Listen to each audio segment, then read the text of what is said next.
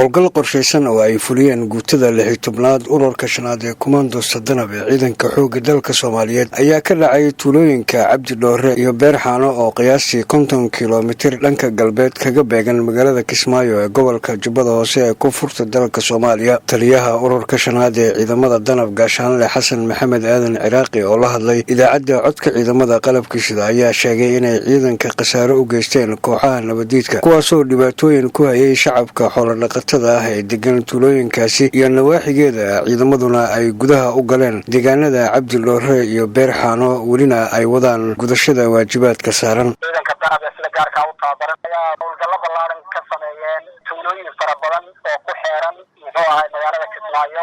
tuulooyinka gebi ahaan ciidamadu si buuxay gacanta ugu dhigeen dhammaan talisyadii cadowga waxaa kamid ah Kansaroon, Qudus, Beerxaan, Gaabagabdhoole ilaa la helay dhulkaas oo dhan Lagu.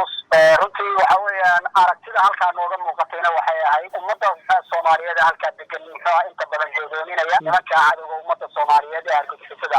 Taliyaha ayaa intaas ku daray inay gebi ahaanba la wareegeen saldhigyadaasi islamarkaana ay haatan wadaan baaritaano dheeraad ah si ay uga bixiyaan miinooyinka ay maleeshiyadu ku aaseen halkaasi. xubno ka tirsan maleeshiyada Al-Shabaab oo bartilmaameedku ahaana ay baadigoob ugu jiraan ciidamada bulshada ku nool deegaanadaasina ay si weyn u soo dhaweeyeen ciidamada danab ee la wareegay gacan ku haynta tuulooyinkaasi.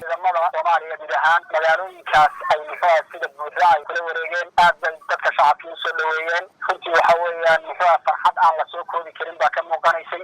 runtii waxa weeyaan inkastoo dadka wajigiisu ay aad uga muuqanayso. howlgallada ay fulinayaan ciidamada danab oo taageero ka helaya kuwa Mareykanka ayaa dhowr jeer oo hore ka dhacay deegaano ka tirsan Jubbada Hoose waxaana howlgalladaasi lagu qaarijiyay xubno ka tirsan maleeshiyada Al-Shabaab. guud ahaan ciidamada xoogga dalka Soomaaliyeed ayaa maalmihii ugu dambeeyay xoojiyay dhaqdhaqaaqyada militari ee ay ka wadaan gobolada dalka Soomaaliya si looga xoreeyo kooxaha qowlaysatada ah ee caadaystay daadinta dhiigga ummadda Soomaaliyeed.